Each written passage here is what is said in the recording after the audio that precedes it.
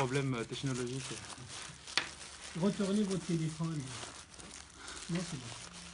Il faudrait que quelqu'un vérifie sur son téléphone si on n'est pas en train de nous voir. Alors, ouais. Ah, voilà. Alors, donc bonjour à tous et à toutes s'il y a des gens qui arrivent.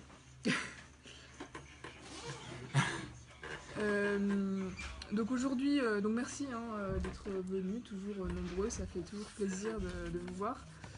On va aujourd'hui travailler sur la question plus spécifiquement, donc quelles sont la place des sources comme le Coran et la Sunna aujourd'hui. À partir notamment, enfin moi je vais vous présenter les travaux qu'ont fait Mahmoud Hussein. Donc je pense que vous connaissez Mahmoud Hussein, c'est le pseudonyme de deux écrivains. Bagad El-Nadi et Adel Rifat. Alors logiquement ils étaient censés venir aujourd'hui mais il y a eu un contretemps, donc ils vont venir la prochaine fois, donc le 18 mai, samedi 18 mai, pareil ce sera à 16h30 aussi. Alors on attend encore de savoir si ce sera ici, sinon on trouvera une autre salle une fois. Oui. Donc on sait pas, vu que ça a changé d'heure, au départ c'était à 14h. Donc Bagad El-Nadi et Adel Rifat, comme vous le savez, sont d'origine égyptienne, ont fui en France en tant qu'exilés politiques après c'était des militants révolutionnaires sous Nasser, donc ils sont arrivés en France dans les années 1960 et ils ont été naturalisés français en 1983. Et ils ont écrit de nombreux ouvrages sur, de manière générale, la réforme de l'islam. Et ils ont été les auteurs notamment de Penser le Coran en 2009. En 2013, Ce que le Coran ne dit pas, pour une révolution théologique. 2016, Tenir tête aux dieux. Et également Les musulmans au défi de Daesh. Et ils ont aussi beaucoup travaillé sur la sira du prophète. Donc, ils vont notamment nous présenter ces travaux la prochaine fois là-dessus. Donc aujourd'hui, je vais essayer de vous présenter les grandes lignes de leur travail sur le Coran, à partir notamment d'un discours qu'ils ont fait à l'ENS le 14 avril 2018, qui était intitulé « La parole de Dieu est-elle imprescriptible ?» Et justement sur cette question donc, du Coran incréé et du Coran créé, donc, qui est le cœur un petit peu de la réflexion du courant mu'tazilite. Et donc c'est sur cet élément-là qu'on va se concentrer aujourd'hui, et ensuite Faker donc présentera aussi quelques éléments complémentaires et pour approfondir un petit peu la question. Alors, Mahmoud Hussein, donc ces deux écrivains se sont concentrés sur cette question du Coran, de l'imprescriptibilité. Le Coran, de manière générale en islam, est la plupart du temps enseigné, appris, récité, psalmodié, dans l'idée que ce texte serait donc incréé, donc qu'il serait éternel et valable en tout temps et en tout lieu. Donc on axe beaucoup plus dans l'approche classique, encore une fois, sur l'idée qu'il faudrait apprendre le Coran par cœur et sans forcément comprendre les circonstances de la révélation et comprendre le contexte exact de cette question, pour essayer de montrer qu'il serait valable en tout temps, en toutes circonstances, donc jusqu'à la fin des temps. Alors la victoire un petit peu de ce dogme du Coran incréé, on la situe surtout au XIe siècle, avec notamment le calife Al-Qadir en 1017, qui donc a excommunié entre guillemets tous les courants qui n'étaient pas sunnites, et surtout tous les courants qui n'étaient pas hanbalites surtout à cette époque-là. Alors le problème qui s'est posé avec l'arrivée de la modernité, je le mets entre guillemets parce que c'est plutôt un élément de langage, il faudrait préciser en précisant ce que c'est la modernité, mais en tout cas la modernité a apporté de nouvelles manières d'aborder le fait religieux, et notamment les textes sacrés, en mettant l'accent sur tout le rejet des normes sociales inégalitaires, des discriminations, des atteintes à la dignité humaine, et toutes ces questions aussi sur l'émergence du sujet pensant, celui qui essaye d'aborder les choses avec esprit critique, va commencer à poser problème avec cette idée du Coran incréé. On va progressivement admettre la portée circonstancielle de ces normes qui ont été révélées à l'époque vraiment du prophète et dans le cadre d'une révélation d'une période bien précise. Et le Coran, on va de plus en plus insister donc, sur cette dimension temporelle qui est vouée aussi à se renouveler et parfois à s'effacer aussi avec le temps. Alors, conséquence aussi du côté des musulmans, c'est parfois un sentiment peut-être de trahison aussi, avec cette émergence des valeurs modernes, comme la liberté, l'égalité, des valeurs aussi qui vont transcender les identités religieuses, les appartenances religieuses, et certains vont aussi se mettre dans un réflexe défensif, en s'enfermant de plus en plus dans cette idée du Coran à créer, dans une pratique beaucoup plus formaliste et un enfermement dans des appartenances communautaires. Donc là, c'est simplement pour dresser les différentes oppositions qui peuvent se faire de manière assez caricaturale, hein, bien sûr, mais c'est pour essayer de bien faire comprendre les choses. Alors, ce que Mahmoud Hussein en fait, il déclare la chose suivante, c'est que ces dérives ne sont pas imputables au Coran en lui-même, mais sont imputables au dogme du Coran incréé. Et c'est pourtant l'idée d'un Coran incréé est un postulat qui est assez étranger au Coran, mais ça a été une interprétation qui a été érigée en dogme indiscutable. Et la logique, en fait, du dogme du Coran incréé, c'est que le Coran est parole de Dieu. Ça, les Moutazilites l'ont jamais remis en question. Mais du côté des non-Moutazilites, puisque Dieu est infaillible et éternel, le Coran serait donc lui aussi éternel et infaillible du point de vue du dogme du Coran à créer. Et si le musulman croit au Coran comme parole divine, il devrait donc ne pas douter de la portée intemporelle de cette parole et donc de ces versets. Alors selon Mahmoud Hussein, c'est une erreur, et selon aussi les Moutazilites de manière générale. La parole de Dieu, le Coran certes est la parole de Dieu, mais elle ne peut pas être consubstantielle à Dieu, elle ne peut pas être de la même nature que Dieu. Donc ça c'est l'idée qui est derrière tout le dogme moutazilite du Coran créé.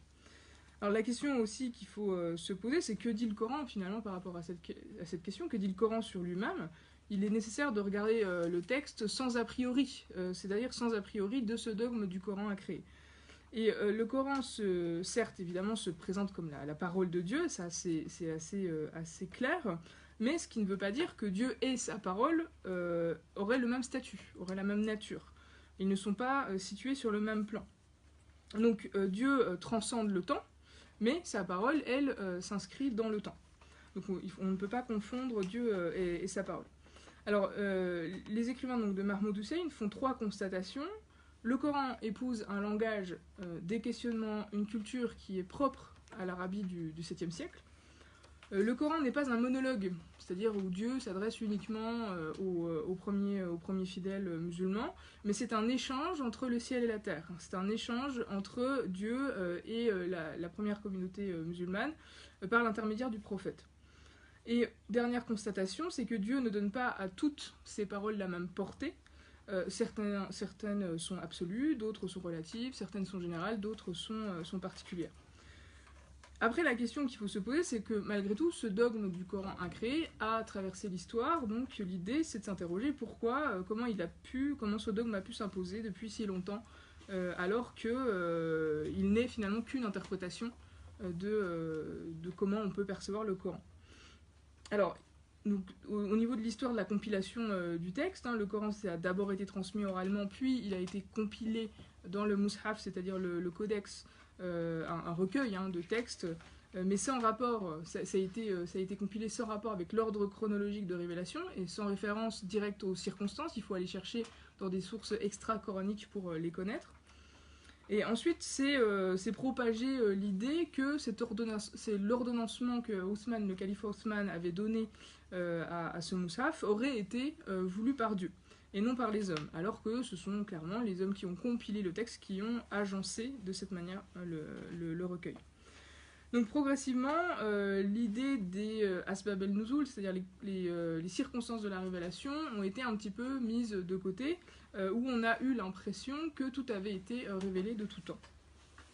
Alors, dès la mort du prophète, a éclaté le grand débat théologique de l'islam qui a séparé d'un côté les partisans du libre arbitre et de la justice divine, donc les Qadarites et les Moutazilites, et de l'autre les partisans de la toute-puissance divine. Pour les Moutazilites, Dieu est certes tout-puissant, mais qu'il a su retenir sa toute-puissance. Il est juste et il a offert en quelque sorte une partie de sa toute-puissance à ses créatures. Et les créatures ont une puissance de créer leurs actes libres pour leur permettre de se comporter dignement en lieutenant de Dieu, c'est-à-dire en Khalifat Allah. Donc dans leur parcours terrestre, finalement, les hommes sont censés ne pas être appelés à s'effacer, mais à s'affirmer au contraire, et à déployer tout leur esprit d'initiative pour assumer leur talent et assumer leurs responsabilités. Donc ça, c'est la démarche moutazilite qui a été imposée à l'élite religieuse sous le califat d'Al-Ma'moun au IXe siècle et sous ses 2 successeurs. Et ensuite, on a un retournement de situation, puisque à partir du Xe et du XIe siècle, au contraire, il y a eu un reflux du moutazilisme du côté politique. Et pour les opposants aux moutazilites, dire cela, proclamer le libre arbitre, ce serait limiter la toute-puissance divine. Et c'est là que s'est imposé justement le dogme de la prédestination, où le croyant n'a pas à comprendre ce qui lui arrive ici-bas, il a à s'en remettre à Dieu par un témoignage de foi, et il est dans le cadre où l'au-delà l'écrase, en quelque sorte, écrase l'ici-bas, où il n'y a pas vraiment de marge de liberté. Alors, chacun de ces 2 camps a défini finalement la nature du Coran en fonction de son postulat de départ. Donc, d'un côté, la prédestination du côté des Acharites et des Hanbalites, et de l'autre, les Moutazilites du côté du libre arbitre.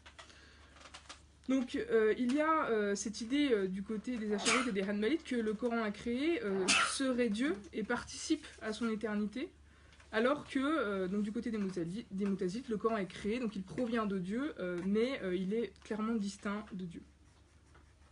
Alors ensuite va arriver la période plus de problèmes politiques assez graves en terre d'islam, puisque les califats vont se diviser en 3 parties. D'un côté les Fatimides, vous avez aussi les Omeyyades de Cordoue, et vous avez les Abbassides.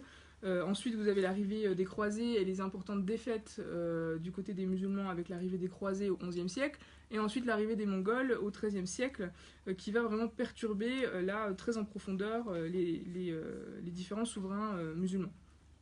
Et à partir de cette période-là, c'est ce qu'on appelle la fermeture des portes de l'Ijtihad, où c'est le moment où la pensée islamique se met un petit peu au ralenti, jusqu'au XIXe siècle, où là, c'est ce qu'on appelle la période réformatrice, où les choses vont un petit peu à nouveau être interrogées, parce qu'il y a la confrontation de la colonisation, l'arrivée du colonisateur en terre d'islam, qui va poser des problèmes et qui va forcer aussi les pays musulmans à s'interroger sur leur propre histoire. Et c'est à ce moment-là que le dogme du Coran a créé, et justement à nouveau questionné par les réformateurs, à commencer par Mohammed Abdou, alors pas tout de suite directement, mais en tout cas jusqu'aux générations du XXe siècle, avec Mohamed Harkoun, Abdel Karim Soroush, Nasra Bouzaïd, toutes ces personnalités-là vont à nouveau réinterroger cette question du Coran créé. Et cette réinterrogation, elle va se faire par le biais notamment des sciences humaines et sociales et des sciences du langage qui vont servir à réinterroger le Coran dans sa partie historique notamment, en essayant de replacer dans son histoire la révélation. Et sans pour autant remettre en cause, encore une fois, la source divine de la révélation. Alors le but de tous ces réformateurs, c'est de penser l'historicité de la manifestation terrestre de la révélation, et de distinguer aussi le fait coranique et le fait islamique, c'est-à-dire de distinguer la signification originelle donnée au Coran et les significations postérieures qui ont été apportées à partir de la constitution des califats et des différents et l'arrivée des différentes dynasties. Mais évidemment, ces réinterrogations vont rencontrer plusieurs résistances, puisque tous les gardiens du dogme vont refuser cette réforme. Et d'ailleurs, en ciblant un problème, le problème principal à leurs yeux, c'est l'usage de la raison critique, qui, de leur point de vue, est jugée faillible et imparfaite, puisqu'elle est d'origine humaine, et surtout la raison critique, l'usage des sciences humaines et sociales, va tout de suite être assimilé à l'Occident qui, à l'époque, justement, est le colonisateur, et ce qui va bien sûr poser des problèmes. Et aussi, cette raison critique, elle est souvent associée à la philosophie des Lumières, de tout ce qui est tout ce qui concerne les sciences humaines et sociales. Donc tout ça est assimilé à la modernité et va être rejeté en bloc à partir de ce moment-là. Donc on a ce contexte historique qui est important à relever. Alors Mahmoud Hussein relève, en fait, vont faire un important travail sur les circonstances de la révélation. Ils vont essayer un petit peu de croiser toutes les sources qui sont disponibles pour essayer de mieux comprendre le Coran et essayer de voir à chaque verset, dans quelles circonstances il a été révélé. Donc ils utilisent 5 grands recueils qui ont été tous compilés à l'époque abbasside. Donc la Sira d'Ibn Ishaq, le Kitab el-Maghazi, le livre des conquêtes d'Al-Waqidi, le Kitab el-Tabakat el-Kabir, donc le livre des cercles de compagnons d'Ibn Sa'd, le Kitab el-Rusul wal-Muluk d'Al-Tabari, et le Kitab Ansab al-Ashraf, le livre des nobles lignages d'Al-Balazuli. Donc ce sont 5 grands recueils qui sont des chroniques en fait, et à la fois des biographies aussi, qui vont nous servir de mieux comprendre comment les versets ont été révélés, dans quel contexte. Vous avez aussi bien sûr tous les livres d'exégèse, Tafassir, comme celui d'Al-Zamarshari, grand moutazilite aussi, qui va leur servir aussi à mieux comprendre tous ces éléments-là. Alors, il faut bien distinguer 2 points de vue par rapport à ces recueils. C'est-à-dire que, du point de vue de l'historien, vous pouvez bien sûr douter de la véracité des faits qui sont relatés, etc. On peut croiser les sources, etc. Mais ça, c'est un travail d'historien qui se fait en dehors de la foi, qui se fait en dehors de la sphère confessante. Mais par contre, du point de vue du croyant, ces recueils sont jugés valables, c'est-à-dire que ce sont des instruments recevables aux yeux des croyants pour introduire la notion de l'historicité de la révélation. C'est-à-dire qu'au sein même, en fait, de tout le corpus traditionnel de l'islam, vous avez des éléments de l'historicité qui sont donnés.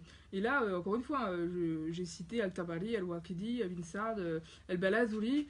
Il n'y a pas plus traditionnel en termes de référence islamique. Et c'est dans ces recueils-là, en fait, que Mahmoud Hussein vont chercher leurs arguments pour montrer qu'au sein même de la tradition islamique, on a cet élément d'historicité. C'est-à-dire que, en gros, c'est pas un élément extérieur de l'Occident, de la modernité, etc. C'est pour montrer que dès le début, il y a eu cette recherche-là. Et ça, c'est important dans leur démarche pour mieux comprendre ces éléments-là. Donc, ça permet ces recueils, donc, qui détaillent vraiment comment les versets ont été révélés, permettent de montrer un peu l'intimité du prophète et de la vie des compagnons à cette époque-là. On voit plein de petites anecdotes où on comprend les attentes, les espoirs des premiers musulmans et tous les questionnements en fait, qui se sont posés à l'époque. Donc on entre dans ces ouvrages vraiment dans l'univers mental du 7e siècle et des populations à qui s'est adressé en priorité le Coran. Et le Coran, il faut resituer, c'est-à-dire qu'il a fait sortir ces populations de l'époque d'un univers mental qui était dominé par les faits et les gestes des ancêtres, de la péninsule arabique, des figures protectrices, des idoles, etc., vers un univers mental beaucoup plus large, qui est l'univers monothéiste, de la foi en l'invisible, de la responsabilité du croyant. Et cette question d'ailleurs d'assumer sa responsabilité individuelle le jour du jugement dernier, et va vraiment être une nouveauté assez importante à cette époque-là. Donc on est face là vraiment à cette époque-là à une révolution des mentalités. Où on va chercher à dépasser le naturalisme païen, où on va essayer de dépasser aussi, de transcender les liens d'allégeance entre les tribus. Et le prophète donc se charge à cette époque de créer une communauté temporelle et d'accompagner ces premiers musulmans dans leur quotidien pour traduire les principes qui sont énoncés dans le Coran en règles de vie, et toujours, encore une fois, dans ce cadre historique, dans un cadre historique bien particulier. Et il y a quelque chose qui frappe souvent dans le Coran, c'est un peu certains paradoxes en fait. C'est-à-dire que vous avez une certaine hauteur d'exigence métaphysique et morale, et dans les normes sociales, je dirais les normes un petit peu de l'ici-bas, un caractère assez relatif et un peu inachevé de certaines réformes juridiques et sociales. Par exemple, le cas de l'égalité homme-femme, vous avez une égalité ontologique homme-femme qui est proclamée à plusieurs reprises dans le Coran, et pourtant, dans les normes sociales qui sont édictées dans le Coran, vous n'avez pas de remise en cause vraiment du statut social patriarcal. Pareil pour l'esclavage, vous avez une incitation à la fin de l'esclavage, mais pas une abolition totale. C'est-à-dire que vous avez quelque chose de très progressif qui ne va pas venir casser toutes les normes sociales de l'époque. Mais ça, la raison pour laquelle on a cet objectif-là, c'est-à-dire que vous avez une direction qui est donnée vers un idéal, vers quelque chose d'idéal à atteindre, mais qu'il ne faut pas oublier qu'on est au 7e siècle, on est dans un contexte social bien particulier, on ne peut pas en gros venir tout casser du jour au lendemain. Donc cette analyse précise de ces recueils, de ces chroniques, elle montre totalement en fait l'imbrication entre la parole divine qui répondait systématiquement à des événements historiques bien précis et à un contexte social bien précis. Et le dialogue entre Dieu et son prophète dans le sein de ces sources, il est quasi permanent. On a, vous l'avez tous remarqué je pense en lisant le Coran, à de plusieurs reprises, Dieu s'adresse directement au prophète et il n'hésite pas parfois à le blâmer. À blâmer le prophète lui-même. Par exemple, dans la sourate 80, les versets 1 à 12, Dieu accuse le prophète de s'être détourné d'un aveugle qui, auparavant, avait cherché à essayer de lui parler, à essayer de lui adresser la parole. Et là, donc, Dieu blâme le prophète pour lui dire de ne pas se détourner de son prochain et d'adresser son aide quand quelqu'un la lui demande. Pareil, à la sourate 17, les versets 73-75, Dieu blâme à nouveau Muhammad d'avoir failli céder à la tribu des Thaqif qui avait cherché à ce moment-là à détourner le prophète de sa mission par rapport à l'islam. Donc vous avez plusieurs petites anecdotes comme ça où il y a un véritable dialogue qui se fait, où rien finalement n'est dit de manière définitive. Et dans les recueils, dans toutes ces sources des conditions de la révélation, Dieu participe fréquemment aux péripéties de la vie du prophète. Il aide finalement le prophète et les premiers musulmans à gérer leurs conflits internes, à gérer les conflits entre les individus de sa communauté. Et l'exemple le plus frappant de ce dialogue, et surtout de l'évolution du dialogue entre ciel et terre, c'est celui des fameux versets sur l'interdiction de l'alcool. Vous avez donc plusieurs étapes, ça c'est quelque chose d'assez connu, enfin, plusieurs degrés dans l'interdiction de l'alcool, qui répondent à chaque fois à un contexte bien particulier au niveau de cette époque. Donc, pour la première étape, vous avez Omar ibn al-Khattab qui s'inquiète à cette époque de voir les effets du vin sur la capacité de jugement des croyants. Quelque temps après, Dieu révèle le verset qui indique que pour le vin et les jeux de hasard, il y a à la fois des avantages et à la fois du péché, mais que c'est plutôt les désavantages qui l'emporteraient. Donc, un verset assez général qui ne tranche pas tout de suite la question. Ensuite, il y a une deuxième étape, lorsque Abdelrahman ibn Auf, qui prépare un repas où ses convives et lui-même boit du vin, et après quoi, il veut diriger la prière du soir, mais il est incapable de diriger cette prière puisqu'il est totalement ivre. Et à ce moment-là, à nouveau, Omar s'adresse au prophète et demande, et il s'adresse également à Dieu, et demande de l'aide de Dieu pour révéler un nouveau verset. Et ce verset arrive, et c'est celui qui interdit l'état d'ivresse pendant la prière. Ensuite, une troisième étape intervient, c'est lorsque Hamza, l'oncle du prophète, tue sauvagement 2 chameaux appartenant à Ali, et ensuite il est venu insulter le prophète qui est venu lui reprocher cet acte. Et de nouveau, Omar demande un verset plus péremptoire sur l'interdiction de l'alcool, et ce verset est révélé, et c'est là qu'intervient l'interdiction formelle du vin. Donc ça, c'est ce que nous disent les sources des chroniques de l'époque, pour essayer de comprendre cette gradation.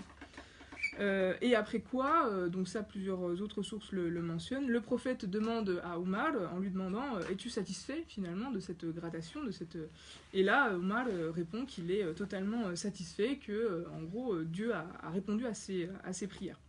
Donc là ça montre simplement ces anecdotes, un dialogue, vraiment un dialogue permanent qui met en scène Dieu. Et un Dieu surtout qui revient sur ses décisions, c'est-à-dire qui les remplace par d'autres en fonction des circonstances temporelles, en fonction des éléments qui préoccupent les êtres humains de l'époque. Donc on n'est pas face à un Dieu qui dit une chose définitivement, et un ordre qui va s'inscrire définitivement dans le temps. Alors autre exemple dans ce cadre-là, c'est le jeûne du Ramadan. Avant l'établissement, on va dire, des règles du jeûne de Ramadan, les musulmans pouvaient manger, boire et avoir des relations sexuelles jusqu'à la nuit, puis ils devaient s'en abstenir jusqu'à l'heure de la rupture du jeûne, le soir suivant. Mais Omar avoua un jour au prophète qu'il avait enfreint la règle et qu'il avait eu des relations sexuelles avec sa femme pendant la nuit. Et ensuite, les sources vous disent que fut révélé le verset 187 de la sourate 2, où Dieu dit qu'il est permis d'avoir des relations avec sa femme la nuit, pendant les différentes nuits du jeûne, et qu'il pardonne à tous les pécheurs qui n'avaient pas réussi à se plier à cette règle. Donc on est là encore une fois face à un Dieu qui pardonne, mais aussi qui change des règles cultuelles qui étaient en vigueur et qui les transforme en fonction des capacités et des besoins des êtres humains de l'époque. Et parfois même, on a aussi des cas où les populations, les premiers musulmans se sont plaints de la dureté de certaines règles divines. Lorsque notamment, dans un des versets, Dieu demande aux croyants de combattre 200 ennemis avec seulement 20 soldats. Là, vous avez des réponses en fait de la part de la population au prophète en disant mais ce n'est pas possible, on ne peut pas combattre avec seulement 20 soldats contre 200 ennemis. Et un nouveau verset révélé, dans la sourate 8, verset 65-66, qui propose plutôt de combattre 200 ennemis avec 100 soldats pour alléger la tâche des soldats. Donc simplement là vous avez finalement une population qui influence presque les décisions divines et où on a vraiment presque un dialogue de compromis presque qui est mis en place. Et je dirais que l'exemple le plus beau à mon sens dans ces exemples-là, c'est la sourate 2, le verset 284, où Dieu dit que vous dévoiliez ce qui est en vous ou que vous le cachiez, Dieu vous en demandera compte, puis il pardonne à qui il veut et punit qui il veut. Et à partir de ce verset-là, pareil, vous avez les compagnons du prophète qui commencent à se dire mais ce n'est pas possible. On est là face à un verset qui, en gros, dit que chacune de vos pensées peuvent être retenues contre vous le jour du jugement dernier. Et Abu Bakr, Omar et d'autres compagnons se mettent un petit peu à vraiment paniquer à cette image, à cette idée, puisqu'ils estiment que ce verset est vraiment trop sévère et que l'exigence est beaucoup trop forte, parce que là, il s'agit d'éradiquer en soi-même toute pensée mauvaise, ce qui est globalement impossible. Et arrive une nouvelle révélation, directement après cette plainte qu'ont fait les compagnons du prophète, et cette nouvelle révélation, c'est le fameux verset, « Dieu ne charge une âme que de ce qu'elle peut porter, elle aura pour elle ou contre elle ce qu'elle se sera acquis. » Et donc, dans ces circonstances-là aussi, Muhammad est venu un petit peu affirmer la chose suivante pour compléter et expliquer cette révélation. « S'agissant de mon peuple, Dieu ferme les yeux sur les pensées de chacun, tant que ces pensées n'ont été traduites ni en actes ni en paroles. » Donc là, on a ici un verset qui est jugé beaucoup trop sévère, et le verset suivant qui essaye un petit peu de relativiser cette idée-là. Donc voilà, tout ça pour montrer un petit peu comment concrètement les choses pouvaient fonctionner à l'époque, et on en vient en fait au principe de l'abrogation, mais je pense que Fakir, tu en parleras en détail, où Dieu en fait peut abroger un verset pour en donner un meilleur. Et c'est le terme meilleur qui est énoncé dans le verset 106 de la sourate 2. Alors les juristes et les exégètes ont conclu que c'est la dimension temporelle qui valait comme critère, où Dieu remplace un verset par un autre révélé ultérieurement. Alors il y a eu énormément de dérives dans cette idée de l'abrogation, où on a voulu abroger par le verset du sabre, tous les versets pacifiques. Mais en tout cas, pour Mahmoud Hussein, c'est aussi un outil intéressant, puisque dans ce cadre de l'abrogation, c'est la notion de temps qui devient incontournable dans le Coran. C'est-à-dire que c'est parce que Dieu intervient dans le temps qu'il peut délivrer des vérités relatives liées à la conjoncture, et que si les circonstances changent, les vérités relatives vont changer forcément avec elles. Donc lorsque Dieu dit des choses contradictoires dans la raison au moment où il parle, mais que les choses, encore une fois, peuvent changer. Donc on a cette relativité des prescriptions divines qui est très importante à soulever, et cette notion de temporalité et de relativité empêche finalement de postuler l'éternité du Coran, cette idée du Coran incréé, puisque cette idée du Coran incréé, elle donne l'impression que tous les versets ont la même portée, qu'il n'y a pas de hiérarchie, et c'est donner une portée perpétuelle à des versets que Dieu a pourtant voulu circonstanciels. Donc le croyant peut, à travers cette idée du Coran créé, il peut retrouver une liberté intérieure, et ça c'est un thème qui revient très souvent chez Mahmoud Hussein, en se tournant vraiment vers le Coran pour y trouver non pas un ensemble de commandements, d'interdits absolus, mais pour y puiser une inspiration et une force qui va les aider à prendre des décisions aujourd'hui. Et le Coran redevient, dans ce cadre-là, pour le croyant, ce qu'il fut pendant 22 ans pour le prophète et ses compagnons, c'est-à-dire un guide ouvert sur un monde vraiment à reconstruire en permanence et à inciter justement à penser et à agir en pleine responsabilité. Donc c'est un bon moyen pour ces deux auteurs de vivre au XXIe siècle sa foi religieuse en plein accord avec son temps et avec son statut aussi de citoyen. Donc voilà comment Mahmoud Hussein ont un petit peu développé toutes ces questions. C'est des travaux très importants et qui sont très inspirants et sur lesquels on pourra donc discuter aujourd'hui et à la fois prochaine aussi avec eux. Merci, un énorme travail. Merci Eva. C'est pas moi. T'as réussi parce que je sais qu'ils ont une pensée quand même qui est assez élaborée, qui est assez complexe. Et quand même Eva elle a fait un travail de synthétisation tout à fait remarquable. Pour synthétiser, il faut comprendre. Oui, oui. Et bon, je sais par expérience, comprendre n'est pas évident. Donc c'est un énorme travail que tu as fait, merci beaucoup. Est-ce que vous voulez qu'on prenne quelques questions maintenant ou est-ce que je fais mon laïus et après on échange sur le tout? Peut-être vaut mieux faire ton truc. Vaut mieux que je... D'accord. Ouais. Moi, ce que je vais essayer de faire, alors c'était très intéressant, c'est... alors, on n'a pas préparé nos interventions, hein, chacun préparait de son côté, mais bon, vous vous rendez compte que... Non, si, c'est bien, parce que tu vas voir que, et c'est justement ça qui... je pense que c'est important, parce que, justement, on a fait chacun de son côté, mais vous allez voir qu'il va y avoir beaucoup de résonance. C'est pour ça que je le dis, parce que ça m'a beaucoup marqué. Et moi, par contre, ce que je vais faire, c'est que je vais prendre un peu... Alors, c'est pas Mahmoud Hussein que je vais présenter, je vais plutôt partir sur une réflexion... basé sur la pensée moutazilite, tout simplement, sur qu'est-ce qu'on peut dire des sources de l'islam aujourd'hui. Je vous rappelle que l'intitulé, c'était « Repenser notre rapport au texte de l'islam, Coran et Sunna, entre parenthèses ». Quelle place pour ces sources? Alors là, on a eu un aperçu avec Mahmoud Hussein qui, lui, s'intéresse vraiment au Coran, à la question du Coran. Moi, je m'intéressais à la question du Coran, mais pas seulement. Je m'intéressais à la question de la Sunna aussi, parce que c'est quand même un gros morceau aujourd'hui si vous voulez comprendre l'islam. Et en fait, ce que je vais faire, c'est que je vais essayer en pas trop longtemps. je dis ça, mais je réussis jamais. Mais enfin bon, je vais essayer quand même, si je peux, en une demi-heure. Vous voyez ce que je veux dire? Je vais essayer en une demi-heure de faire ça. Ce que je veux faire, c'est établir une sorte de constat. Dire voilà, aujourd'hui l'islam, ce que c'est. Sur quoi il se fonde? Quelles sont les sources? Qu'est-ce que... Dans une deuxième partie, donc Coran, Sunna. C'est quoi le Coran? C'est quoi la Sunna? On va voir la question de la rigidification, c'est-à-dire comment, avec le temps, le statut du Coran et de la Sunna prend un poids de plus en plus important et quelque part un peu écrasant.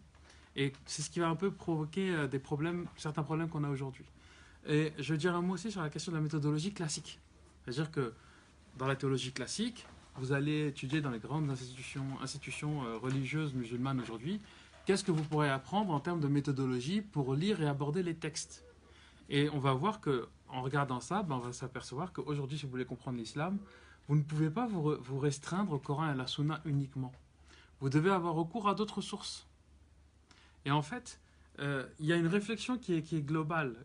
Et donc la réflexion, c'est autour de la notion de charia. Charia, c'est quoi ? La charia aujourd'hui, la définition la plus rapide en termes de fonctionnalité, qu'est-ce que c'est? La charia, c'est jeûner, c'est faire la prière, ce sont les actes rituels. Ce n'est pas que ça, mais c'est aussi ça. Et donc il y a toute une réflexion sur les sources et l'application, la mise en application concrète aujourd'hui de ce qu'est être musulman en fait. Et une dernière partie sur laquelle c'est celle-là qui m'intéresse peut-être davantage, et c'est là où il y aura beaucoup de résonance avec le travail de Mahmoud Hussein, même s'il y a des choses où on ne partage pas forcément. Mais c'est la question du comment aborder le texte. C'est-à-dire quelle solution on pourrait envisager aujourd'hui. Qu'est-ce que ça veut dire le Coran créé, concrètement? Ça veut dire quoi? C'est là où ça va être assez intéressant. Et puis on va voir un certain nombre d'idées qui sont à mon avis très importantes, notamment la thèse de la contraction et de l'expansion qu'a formalisé Abdelkarim Soroush, dont on a parlé tout à l'heure, qui est très importante Et puis, le rapport qui est très souvent... Alors, on en parle, mais c'est pas tant que ça. On en parle beaucoup chez les chiites et chez les soufis. C'est la question du rapport entre le zahir et le batin, entre l'intérieur et l'extérieur, entre... c'est-à-dire comment aborder le texte sans se perdre dans des constructions théoriques et mystiques où on ne sait plus de quoi on parle, et sans non plus être dans une superficialité, dans un littéralisme abrupt. Et en fait, là, on va utiliser un concept très mutazilite, qui est le manzila bayn al-manzilatayn, donc la demeure intermédiaire. La demeure intermédiaire n'est pas simplement à mettre du côté du pécheur, etc. C'est tout un cadre de pensée qui permet d'être dans une attitude juste, essayer en tout cas d'être dans une attitude juste. Par exemple, pour la question de l'herméneutique et de l'exégèse, lire les textes en reconnaissant un droit complet à la dimension ésotérique sur l'exotérique, mais aussi de l'exotérique sur l'ésotérique, pour être un petit peu dans une sorte d'harmonie. Facile à dire, compliqué à faire, forcément, sinon on n'aura pas de mérite non plus. Alors, juste, je vais passer très rapidement sur le Coran et Sunna. On a tous à peu près une idée peut-être, mais je vais quand même donner des chiffres. En chiffres, qu'est-ce que ça donne? Coran en chiffres, c'est 114 chapitres ou sourates, 6236 versets. Retenez ce chiffre parce qu'il va être important par la suite. 6236 versets. Voilà pour la construction rapide. Vous avez dans le sunnisme, comme il a été dit, le Coran est la parole de Dieu au sens propre. Donc c'est la parole incréée. Donc il y a ici une notion de... le Coran est lui-même une émanation, quelque part une forme d'incarnation de Dieu. Donc il est parfait, il est intouchable, il est indiscutable, on doit le prendre tel quel. Donc ça, ce qui crée en fait une sorte de... pour l'aborder, pour l'approcher, pour le lire, il faut être formé selon des règles, selon... En fait, il faut être issu d'un certain sérail, formaté en avance, pour pouvoir aborder le texte. Donc c'est très limité. Alors, comme ça a été rappelé, le texte coranique, ça a eu 22 à 23 années pour se révéler au fur et à mesure. Mais en même temps, si on prend par exemple Surat al-Qadr, je ne sais plus c'est la combien 96, non? Je ne sais plus. Sourate du destin qu'on appelle. Dans la sourate, il est rappelé que le Coran est descendu en une fois, en une nuit. Alors, c'est pas antinomique. C'est-à-dire qu'on peut très bien avoir le message, le sens du message qui est révélé en une fois, mais à chaque fois, les épisodes permettent la mise en application concrète d'un enseignement qui était à l'état de potentialité et qui va se mettre en application concrètement par la suite, notamment, par exemple, lors des événements, lors des contacts.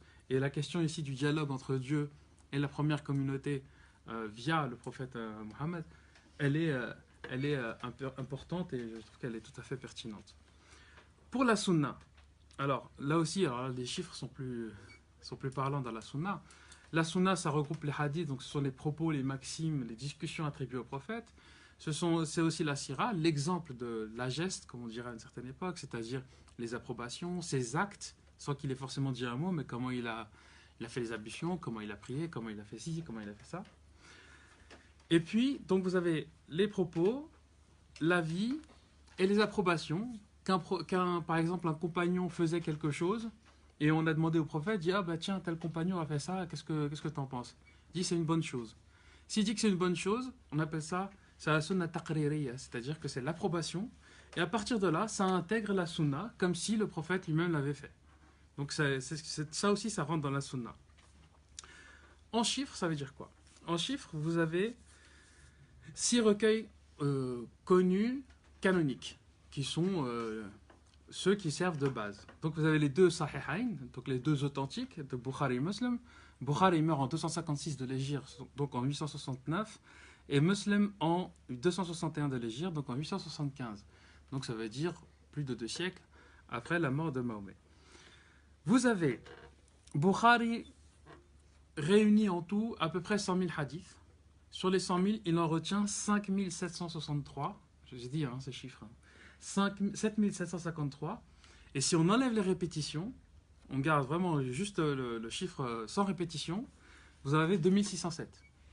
Muslim, il recueille 300 000 hadiths en tout. Sur les 300 000 hadiths, il en garde alors entre 9 000 et 10 000, selon les sources. 9 200, 10 000, bon, vous trouverez ces chiffres-là. Sur ces 9 à 10 000, 3033 sont sans répétition. Bon. Ça, ces deux sources-là, ce sont les premières sources, celles qui sont reconnues les meilleures. Derrière, vous avez les sunan, donc les sunnas, les traditions, d'Abu Daoud, qui meurt en 889, 275 de l'Hégire, 5274 reports. Je dis report, j'ai pas dit hadith.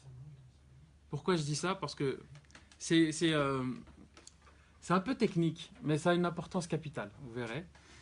Quand je dis report, je dis pas hadith parce que le report peut être tel compagnon qui a fait.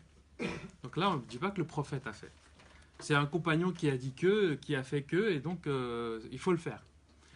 Pourquoi je vous dis ça? Parce que cette question-là, quelle attitude adopter par rapport à la sunna, va mettre aux prises des gens comme Shafi'i et Ibn Hanbal. Ibn Hanbal, il va dire, on va prendre tous les reports, c'est-à-dire que même les avis des compagnons et des suiveurs des suiveurs, on doit les prendre en compte comme source d'élaboration. Shafi'i dira, non, la seule source normative, ce sont les propos attribués au prophète. Donc ce sont les hadiths, et pas l'ensemble des reports. Donc il restreint un petit peu. Mais c'est quand même important de rappeler en chiffres. Donc Abu Daoud, 5274 reports. At-Tirmidhi, 3891. An-Nasa'i, 5761. Ibn Majah, 4341. Et l'intérêt avec Ibn Majah, c'est que sur les 4341, il y a 1339 hadiths qui sont inédits. C'est-à-dire qu'on ne retrouve pas chez les autres. Et ça, c'est quelque chose quand même qu'il faut marquer. À ça, vous rajoutez deux autres recueils qui ne sont pas considérés comme parmi les 6, mais quand même, ils ont un rôle très important. C'est le Muwatta de l'imam Malik, où il rapporte 1594 reports, dont 600 hadiths. Et puis, qui est en fait probablement le livre le plus ancien, où il y a une collection de hadiths. Et puis, le fameux Musnad, donc qui est un recueil de hadiths de l'imam Ahmed ibn Hanbal, où là, on a dans les 30 000 reports en tout. Alors, il y en a qui, quand ils comptent les répétitions, ils montent jusqu'à 40 000, 44 000. Enfin bon. Donc, vous avez une source quand même assez importante. Et puis, l'importance des salafs, et puis aux prédécesseurs, ça va rentrer dans les sources scripturaires. Un point rapidement, je ne sais pas à quelle heure que j'ai commencé. Un point rapidement. Je reviens sur la parole, sur le Coran. Coran incréé, parole de Dieu au sens propre, donc considéré comme parfait. Il contient toute la vérité. Donc il est parfait, il contient toute la vérité, il y a tout dedans. D'accord? Il doit être pris au pied de la lettre et de manière la plus littérale. C'est-à-dire quand vous allez étudier, on vous dira, il faut prendre le texte au sens vraiment que vous lisez, et plus vous prenez le sens le plus proche du littéral, et mieux c'est. Parce qu'on a peur de rentrer dans des considérations, la cause, les conséquences, la raison, etc. Parce que là, on va injecter très certainement, ce qu'on vous dira, on va injecter de soi-même dans le texte, et donc on va dénaturer quelque chose qui est censé être parfait, et donc intouchable. C'est pour ça qu'il faut être dans un rapport. Paradoxalement, cette sacralisation du Coran va aussi constituer une forme de barrière à sa propre lecture, en fait. C'est-à-dire qu'on va être on va tellement le sacraliser qu'on ne va plus être libre d'y accéder, de l'interroger, d'essayer de le mettre en application, peut-être, ou on va vraiment le recouvrir de quelque chose qui va faire que, avec le temps, il va être désaxé, même si on vous enseignera que le Coran est la première source. Dans la pratique, allez dans les mosquées, dans la pratique, écoutez les prêches. Dans la pratique, ce qui revient constamment, c'est la sunna. Selon Abu Machin, le prophète a dit, le prophète a dit. Pourquoi? Parce qu'on va estimer que par la sunna, on va avoir un accès donc à une source scripturaire, mais plus humaine. Donc on va avoir on va avoir une prise. Alors que sur le Coran, on n'a pas de prise.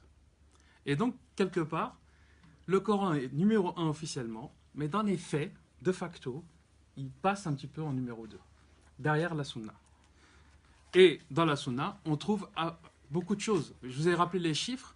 Pourquoi les chiffres? Parce que 5 000 ou 7 000 reports sur un total de 100 ou de 300 000 hadiths, sachant que Bukhari, il a dit qu'il avait travaillé dessus 16 ans. Muslim, il a travaillé sur sa collection, sur son recueil, 12 ans. Il y a certains qui sont amusés à calculer combien de temps ça prendrait. Et puis bon, après, ça vous donne des chiffres incroyables. C'est-à-dire que par hadith, il faudrait que Bukhari ou Muslim ils aient travaillé un quart d'heure. Le temps de le recueillir, l'étudier, et puis de le mettre sous presse, enfin d'étudier pour voir quel jugement lui donner. C'est très compliqué. Et puis quand vous parcourez les recueils, vous trouvez des situations qui parlent de tout. De toutes les situations de la vie. Paradoxalement, il y a certaines choses qui manquent. Par exemple, combien a-t-on de prêches du vendredi du prophète? On n'a pas.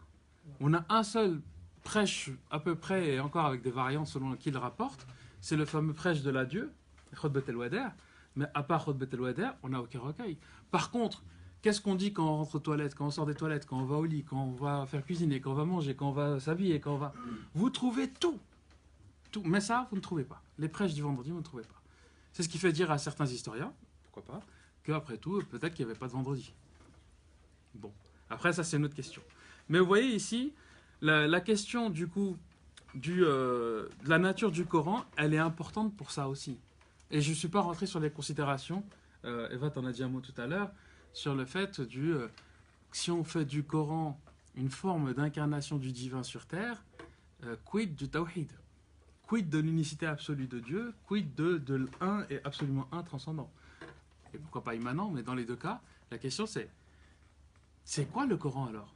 C'est quoi? Est-ce que c'est Dieu? Donc c'est un peu le... Mais je ne rentre pas dans ces considérations-là. L'autre considération dans laquelle je rentre et qui est aussi importante, c'est que la sunna, comme on a beaucoup recours à la sunna c'est quoi? La sunna, ça met en valeur un principe qui est celui du naql, du taqlid. On imite. Il faut imiter. Qu'est-ce que la religion? La religion, comment comprendre la religion? C'est imiter ce qui a été fait par les anciens. Ce qu'on appelle le naql ou le taqlid, l'imitation. Et c'est cette école-là, cette école qui était partisane du hadith, muhadditha, qu'on appelle l'école du Hijaz, qui s'est imposée historiquement. Et aujourd'hui, on le sent. C'est-à-dire que la moindre question, dès que vous voulez faire quelque chose, on vous dit quelles sont tes sources? Ou alors quel est ton délil? Le délil ici, c'est pas quelle est ta réflexion, quelle est ta démarche intellectuelle qui va montrer que c'est cohérent ce que tu dis. Non, le délil, c'est dans quel texte tu as trouvé ça. Si tu ne trouves pas de texte qui le dit, donc ce que tu fais, c'est faux. Alors que quand on lit le Coran, comme avait dit Eva, comme le dit Mohamed Hussein, on s'aperçoit qu'il y a quand même une plus grande marge de manœuvre dans le Coran. Donc ici, la sunna, elle est aussi à interroger sur un certain nombre de choses. Vous avez, en termes de méthodologie classique, pour définir un peu ce qu'est l'islam, vous avez des règles qui vont s'imposer dans la lecture du texte coranique. Par exemple, tu l'as aussi un peu évoqué tout à l'heure, la question des termes. Quand vous lisez le Coran, il y a des termes généraux, laf'am ou laf'khas, c'est-à-dire vous avez des versets coraniques qui ont une portée, quand vous les lisez, sont générales. Une portée générale, c'est-à-dire un nafs ben nafs, par exemple. Une âme pour une âme. La question de loi du talion. Bon. Là, on va dire que l'af'am, donc, la question, c'est de dire, est-ce que quand le texte coranique, il est général comme ça, qui ne spécifie pas, il ne dit pas une âme, un musulman pour un musulman, ou un homme pour un homme, ou une femme pour une femme. Il dit une âme pour une âme. Est-ce qu'on doit le prendre tel quel, ou est-ce qu'on doit le spécifier? Comment on spécifie? Avec le recours au hadith. Selon les écoles, les gens ne vont pas être d'accord. Ils vont vous dire, non, la portée elle reste générale, et c'est catégorique.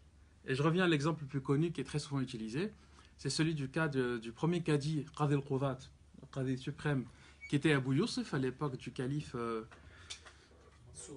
Al-Mansour, je crois, oui. Oui. Al-Mansour qui dit, il y a un cas où un musulman tue un chrétien innocent qui n'avait rien fait. Donc le musulman le tue. Et donc on va voir le cadi, là c'est interreligieux. Si ça avait été entre chrétiens, ça aurait été un juge ecclésiastique, mais là c'est entre chrétiens et musulmans, donc c'est les musulmans en charge, donc c'est le tribunal, c'est le cadi musulman qu'on va voir. Et donc c'est le cadi suprême, et on lui dit, qu'est-ce qu'on fait de ce musulman qui a commis un meurtre? Le cadi, qui était hanafite, importance, pour comprendre la méthodologie, il va dire, le Coran dit nafs ben nafs. Donc, ce musulman doit être exécuté. Mais comment, disent les partisans de l'école du Hijaz, de l'école du Hadith, ce n'est pas possible parce que la personne tuée était chrétien, donc pas complètement égal aux musulmans. Vous comprenez ça? Le cadi, il dit, non, le Coran, il est clair. Une âme pour une âme. Et donc, là, la question, c'est la méthode. Les partisans du hadith, eux, ils vont dire, les portées quand elles sont générales, il faut voir dans les textes, dans la sunna, pour voir s'il y a une spécification. Et là, ils vont dire, eh ben, en regardant dans la sunna, on voit des spécifications, et on voit en fait qu'il y a un récit où le prophète dit que, en gros, il n'y a pas d'égalité entre chrétiens et musulmans, par exemple, ou entre musulmans et quelqu'un d'une autre foi. Et donc, ils vont dire, le musulman doit payer le prix du sang, le daya, mais il ne doit pas être exécuté.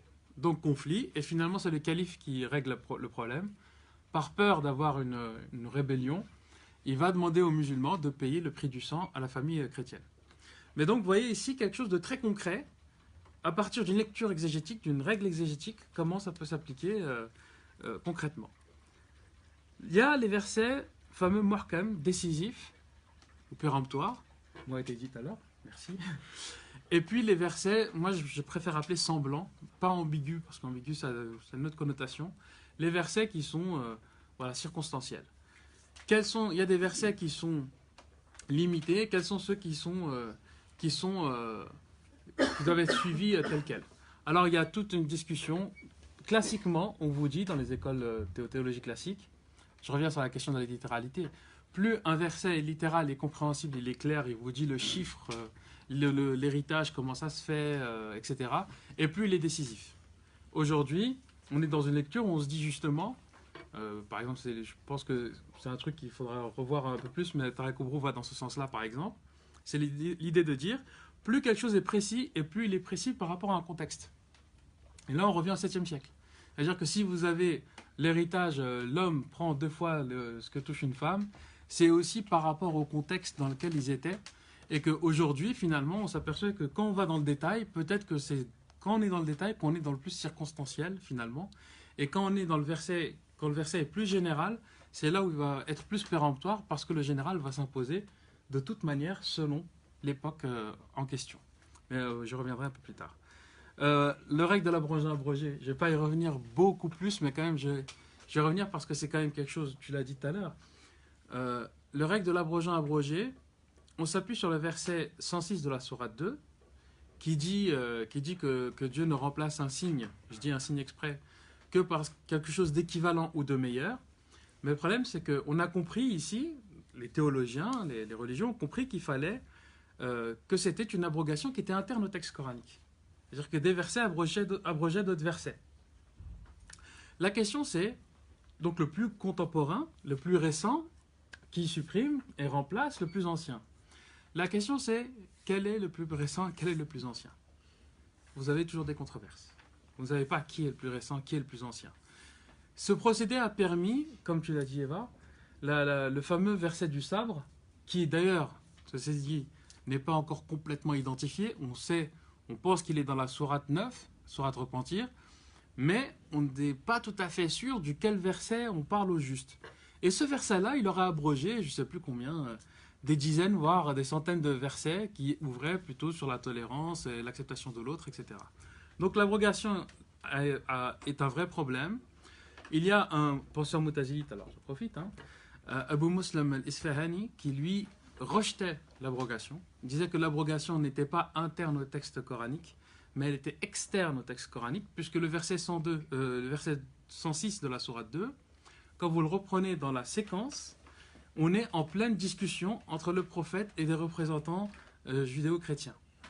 Et donc, à la lecture de ce passage-là, on s'aperçoit que ce que semble dire le texte, c'est que le Coran abroge des dispositions des anciennes révélations, et même pas toutes les révélations, pas la Torah et les Nouveaux Testaments dans son ensemble, mais les passages qui peuvent être en contradiction. Et donc c'est quand même quelque chose de très différent par rapport à ce qui est enseigné. Mais ça reste quand même, dans la compréhension de l'islam aujourd'hui, quelque chose de très important. Dernière chose, il y a d'autres règles, mais j'ai pris vraiment les plus connues et les plus parlantes. La règle de l'implicite, du fameux mafhoum. Quand vous lisez le Coran, il y a le mafhoum al-muwafaqa, donc l'implicite harmonieux. À défaut d'autres mots, si vous avez une meilleure définition, meilleure traduction, donnez-moi, je suis preneur. Mais mafhoum muwafaqa, c'est de dire qu'on va lire le texte, on va le comprendre avec un implicite qui est en harmonie avec ce qui est dit. Et il y a le mafhoum al-mukhalafa, donc l'implicite à contrario, qui va essayer de dire si le texte ne dit pas ça, donc on va déduire que l'inverse est vrai. Et c'est pas quelque chose qui est forcément appliqué parce que vous allez voir que, enfin, vous allez voir. Si vous rentrez dans ces questions-là d'un point de vue technique, vous voyez qu'il y a quand même beaucoup de difficultés qui apparaissent. Alors, juste les catégories de la sunna, ça aussi, je vais revenir dessus parce que peut-être, je ne sais pas si tout le monde est conscient de ça, mais la sunna, vous avez déjà deux natures de sunna. Vous avez ce qu'on va appeler les mutawatir et les ahad. Les mutawatir, c'est ceux qui ont multi-confirmés, c'est-à-dire qui ont multi-sources. Vous avez plusieurs sources, c'est-à-dire que la première génération, vous allez avoir plusieurs reports différents, et toute la chaîne de reports, la chaîne de transmission, elle sera une chaîne différente. Et donc, ça veut dire que quand vous avez un récit, le même récit, avec plusieurs chaînes différentes, vous êtes sûr que le propos est vraiment du prophète. Et là, on appelle ça les multi-confirmés, donc c'est vraiment ceux qui sont les plus fiables, les plus crédibles. Leur existence est remise en question, il faut savoir ça. Et on vous dit que ceux qui vous disent que ça existe estiment leur nombre à 100. Vous vous rappelez des chiffres que j'ai donnés tout à l'heure de hadith. Donc on vous dit qu'il y en a entre 100 et 106, 110 peut-être. Donc, et encore, c'est pas tout à fait clair. Parce qu'il y a des spécialistes qui ont fini par dire que finalement le mutawatir ça n'existe pas. 99% des hadiths qu'on a sont des hadiths de la deuxième catégorie qu'on appelle ahad, avec une seule source à la base, une ou deux sources à la base.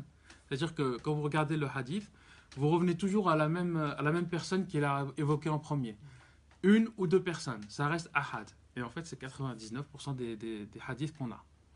Et ceux-là sont eux-mêmes après subdivisés entre plusieurs, entre les mashhour, les célèbres, les aziz, les chers, les pas chers, hein? Voilà, les rares, les gharib, les étranges. Donc il y a plusieurs qui sont pas tous bien. Hein. Mashhour, c'est bien par exemple. Le gharib, généralement, on considère le hadith comme bizarre, donc c'est pas terrible. Mais il y a une portée juridique. Les hadiths, on va leur donner un jugement juridique qui va faire qu'on va utiliser le hadith pour comprendre et pour établir des normes. Donc vous avez le sahih, dont j'ai dit un mot, l'authentique, le juste, ce qu'on va considérer comme étant la chaîne de transmission avec que des noms dignes de confiance, etc.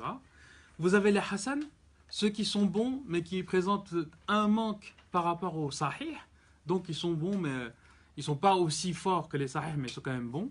Il y a les dhaïf, les faibles. Et dans les dhaïf, il y a encore d'autres, les munqata', les mursal, il y a plein de catégories. Et il y a les mawdou'. Les mawdou', c'est ceux qui sont forgés, ceux qui ont été créés de toutes pièces. Donc vous voyez, il y a vraiment beaucoup de choses dans les hadiths, beaucoup de catégories. Et une dernière catégorie dont on parle peu, qui est très souvent utilisée par les soufis, pas exclusivement, mais les soufis l'utilisent beaucoup, c'est ce qu'on va appeler par exemple dhaïf al-sanad, sahih al-ma'na. C'est-à-dire dont la chaîne de transmission, elle est pas fiable, on se dit bon. Mais par contre, le sens qui est rapporté, le propos dit est un propos qui est jugé comme bon, comme étant digne, enfin comme étant authentique, comme étant vraiment dans l'esprit de l'islam. Et donc, dans ce cas-là, on va utiliser cette formulation, dire dhaïf as-sanad, donc la chaîne de transmission est faible, mais authentique dans son sens, dans sa portée. Et ça, c'est quelque chose dans lequel on devrait peut-être plus réfléchir aujourd'hui. Alors, je vais essayer de... Aujourd'hui, quand on parle d'islam, on parle sharia. La sharia, c'est, je rappelle, sharia en arabe, c'est le chemin qui mène au point d'eau affleurant, à l'abreuvoir, pour faire simple. Sharia, c'est, en gros, c'est la voie de la félicité. D'accord ? Pour arriver à la sharia, il faut s'appuyer sur des textes, sur des sources. Et ces sources, il faut les comprendre, et cette capacité, cette action de compréhension, c'est ce qu'on appelle le fiqh, qu'on traduit en français par droit islamique. J'aime pas cette traduction, mais enfin bon, pourquoi pas. Donc, on va utiliser des textes pour comprendre quelle est la religion, comment vivre sa religion. L'islam, les deux grandes sources, dont on a beaucoup parlé jusque-là, c'est Coran et Sunna. Mais, rappelez-vous, je vous ai dit que le Coran, c'était 6236 versets. Sur les 6236 versets, les exégètes considèrent qu'il y a à peu près entre 150 et 200 versets normatifs. Donc vous prenez 150 et 200 versets normatifs sur un total de 6236. Ça fait pas beaucoup. Si vous prenez les hadiths, là vous allez me dire il y a plus de place. On a en tout quand même entre 800 000 et 1 million de hadiths en considérant les vrais, les faux, etc. ah bah, sur cet ensemble de corpus, on estime, les spécialistes vont estimer qu'il y a à peu près 1000 hadiths qui vont servir de source normative. Donc entre 150 et 200 versets coraniques, et vous rajoutez à ça autour de 1000 hadiths. Vous rajoutez à ça le temps qui passe, l'espace géographique qui change, l'espace politique qui change, etc. La culture, la société, etc. Tout change.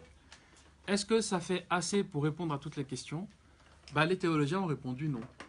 Et donc, ils vont rajouter d'autres sources au Coran et à la Sunna, qui vont être, alors je l'ai dit pour aller vite, mais qui vont être le raisonnement par analogie, le consensus, et à chaque fois, en fait, ce qu'il faut vous dire quand je vous donne les noms, les mots, c'est vous dire, oui, mais selon quelle modalité? Parce qu'en fonction des appartenances et des écoles, on ne va pas les comprendre de la même manière, on ne va pas les utiliser de la même manière. Donc vous avez, en gros, le consensus et le raisonnement par analogie qui sont les deux autres. Donc il y a les 4 sources, celles-là, qui sont reconnues par les 4 grandes écoles sunnites. Et puis les écoles sunnites vont rajouter d'autres sources qui ne seront pas reconnues par les autres écoles sunnites.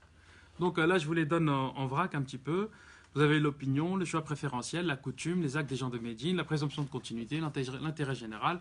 Et encore, par exemple, vous avez les actes des gens qui nous ont précédés, ainsi de suite, vous avez plein d'autres sources. De tout cela, qu'est-ce qu'on va dire? On ne comprend pas l'islam actuel et ancien, à plus forte raison, sans comprendre ce rapport aux différentes sources qui doivent être considérées comme des sources scripturaires, comme le Coran et la Sunna. Aujourd'hui, vous voulez comprendre l'islam, vous ne pouvez pas vous restreindre uniquement au Coran et à la Sunna, contrairement à une idée très répandue et qui est très souvent partagée. On est obligé d'avoir recours aux autres éléments pour les comprendre. Alors après, quand je dis qu'il faut avoir recours aux autres éléments, c'est comme ça que l'islam a été construit jusqu'à là. Hein? Est-ce que, en gros, est-ce qu'on est obligé de garder ces éléments-là? Est-ce qu'on est obligé d'avoir recours à tous ces éléments-là? Pas forcément. Pas forcément, mais en tout cas, si vous voulez avoir une approche de déconstruction, il faut déjà savoir qu'est-ce que vous voulez déconstruire et qu'est-ce qu'il y a dedans, en fait. Quels sont les éléments qui servent de référence aux gens que vous allez avoir en face de vous. Ne serait-ce que ça. Donc ici, comment on peut considérer les choses dans une lecture d'aujourd'hui? Alors inspirée par la pensée moutazilite. Vous avez la lecture vectorielle, cher Mohamed Talbi, regretté Mohamed Talbi, lecture vectorielle et harmonique. Par lecture vectorielle, il faut parler d'une lecture qui a un sens, c'est-à-dire que le Coran a un sens. Il a une sorte de finalité. Et il faut se rentrer dans cette finalité-là, donc rentrer dans cette dynamique. Plus vraiment que la lettre, c'est garder l'esprit, en fait. Ça, c'est très important. Mais, et ça, je reviens à la question du Coran créé, pour le coup, et non pas créé. Les Mu'tazila, surtout l'école Mu'tazilite de Basra. Vous savez qu'il y avait 2 écoles Mu'tazilites, les plus importantes, les écoles de Basra et l'école de Bagdad. L'école de Basra, elle a dit, quand on dit le Coran créé, qu'est-ce qu'on veut dire, en fait? On veut dire que quand on lit le Coran, quand vous lisez le Coran, quand vous y pensez, vous le méditez, quand vous le recopiez, etc., vous êtes vous-même le lieu de la création du Coran. Coran créé veut dire que quand on lit, quand on le médite, quand on est en rapport avec le texte, nous sommes, nous, êtres humains, le lieu de la création du verbe, en fait. Donc le Coran est créé à ce moment-là. Ce qui veut dire que le Coran, il est dans une forme de création perpétuelle par rapport aux gens, puis ils le lisent. Chaque fois qu'on le lit, chaque fois qu'on l'aborde, le Coran est créé. Pourquoi? Parce qu'il y a 2 dons, en fait. Dieu nous a donné 2 dons dans la pensée Mu'tazila, qui est al-aql al-kamil, donc la raison, j'ai appelé ça la raison suffisante, parce que c'est un concept philosophique qui existe, la raison suffisante. Et la deuxième chose, vous avez la révélation, donc le Coran, qui est une sorte de guide. Et pourquoi je parle ici d'harmonie? Parce que vous avez, étant donné que vous êtes le lieu de la création du Coran, de la parole, que vous êtes doté de la raison suffisante, que Dieu vous a... tout à l'heure, tu avais dit quelque chose qui allait dans ce sens-là. C'est-à-dire qu'il y a une question de responsabilisation, il y a une question d'avoir une confiance absolue dans le texte, mais aussi une confiance dans ses capacités, dans cette raison que Dieu nous a donnée. Et donc, c'est à partir de là où on peut rentrer dans une logique, j'allais dire nouvelle, une logique qui est peut-être plus souple, où on va pouvoir se permettre d'éviter de repasser par plein de sources qui ne sont peut-être pas si pertinentes que ça aujourd'hui. D'accord?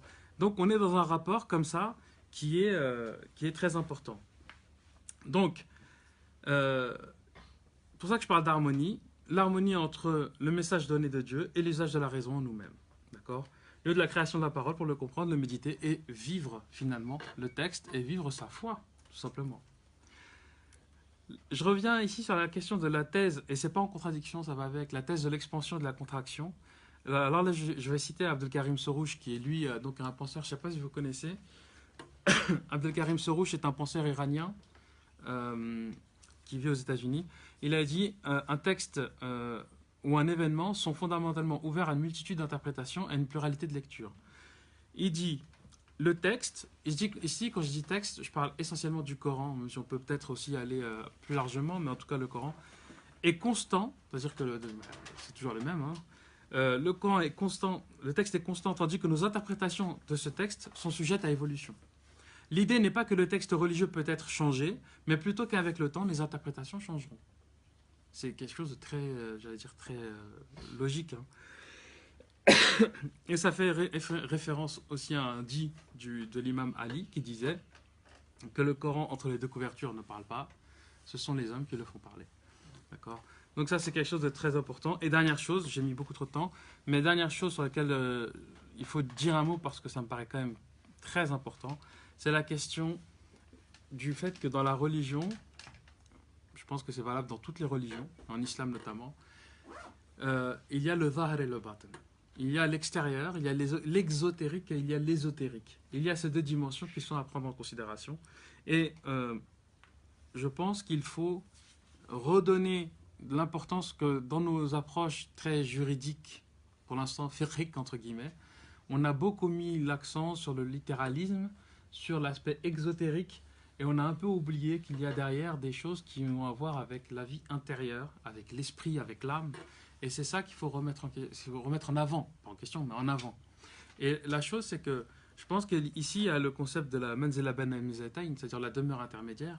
C'est-à-dire qu'il faut à la fois être dans une attitude où on reprend l'aspect ésotérique, on le remet en avant, mais sans oublier qu'en même temps, notre vie, elle est faite dans le monde concret, dans le monde réel, avec des vrais gens, avec des gens qui ne sont pas comme nous, avec des gens qui sont différents, etc., avec des réalités matérielles.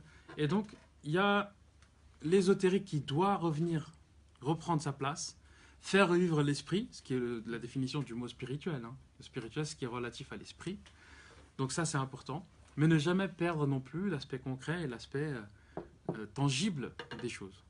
Donc voilà, pour comment ce concept de Manzila ben Mizatayn, du Coran créé, peuvent être aujourd'hui de véritables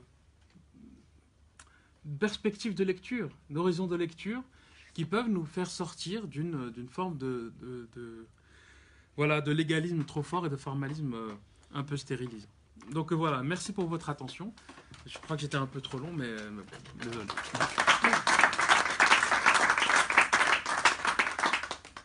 Alors, on a mis beaucoup trop de temps. Ça va, on a 3 quarts d'heure. Donc, oui, allez-y. J'ai quelques remarques. D'abord, tu as été très optimiste au niveau des chiffres du hadith. Donc, en fait, les chiffres sont beaucoup plus astronomiques que tu l'as présenté. Ah bon. En fait, il y a beaucoup de sources historiques qui attribuent à Muslim 700 000 hadiths, dont 490 000 qui sont faits par Abu Huraira. Le Musnad de Ahmed, c'était 1 million de hadiths. Pour Abu Huraira, je précise qu'il a connu le prophète seulement par 2 ans. C'est-à-dire, en fait, pour que le prophète puisse écouter Abu Huraira, il faut qu'il arrête de manger, de dormir, de faire sa prière. Pour qu'Abu Huraira écoute le prophète. Oui, oui. Non, même le prophète n'aura pas le temps. S'il s'occupe d'Abu Huraira, il ne pourra même plus dormir, ni manger, ni s'occuper de ses femmes, ni faire la prière, ni faire n'importe quelle... C'est quasiment impossible. Et ça a été écrit dans ces livres-là. Le Musnad de Ahmed, à l'origine, on a repéré 1 million de hadiths. Dans le Musnad de Ahmed, 1 million de hadiths. C'est pas 30 000 ou 40 000, c'est 1 million. Quasiment impossible. En fait, le statut du hadith, c'est quasiment une substitution par rapport au Coran, tu l'as très bien dit. Le Coran, passé numéro 2. Et en fait, le hadith, c'est le Coran de la période omeyyade. C'est le Coran de la période omeyyade. La période omeyyade n'était pas du tout une période de continuité par rapport à la période du prophète, mais une période de rupture. Nous n'oublions pas qu'on était dans une société tribale et que les Omeyyades, qui étaient les notables de la Mecque, n'ont jamais digéré que la révélation arrive chez les pauvres de Bani Hachim. Donc, dès la période de Muawiyah, il y avait une nouvelle configuration et quasiment la religion sunnite, entre guillemets, qui est arrivée entre nos mains aujourd'hui, c'est la religion de Muawiyah et non pas de Mohammed. Si vraiment on veut être très très clair, c'est celle-là. Et c'est celle-là qui, avec toutes les caractéristiques, le despotisme politique, de tout ce qu'on voit donc aujourd'hui, et c'est celle-là qui a perduré, qui est restée jusqu'à aujourd'hui. J'aimerais bien une deuxième remarque sur l'abrogation. En fait, l'abrogation, c'est plutôt l'abrogation, c'est le Coran mécois qui abroge le Coran médinois. En gros, pas tout le Coran médinois, mais la plupart du Coran médinois, parce que le Coran médinois, c'est l'adaptation de sources universelles dans le Coran mécois à la vie d'une société quasiment à deux chemins entre une période anté-islamique et une période islamique en gestation, en formation. Et donc cette période médinoise du 7e siècle, elle doit être à un moment donné révolue. C'est-à-dire les musulmans sont appelés à passer à autre chose, à garder ce qui est universel, l'esprit de ce qui est universel dans le Coran mécois, et à construire autre chose. Ce n'était absolument pas le cas, et là c'était le rôle de la politique. Et en fait, ce rôle-là qui était joué n'était absolument pas quelque chose qui est fait de bonne foi. Par exemple, le fait de dire que la prédestination, ça a été fait dès les Omeyyades, c'est-à-dire pour dire que moi je suis ici au pouvoir par la volonté de Dieu. Et donc vous n'avez absolument pas le droit de me contester, c'est pas du tout un travail d'échange scolastique, de nature scolastique. L'élément politique était présent dès le début.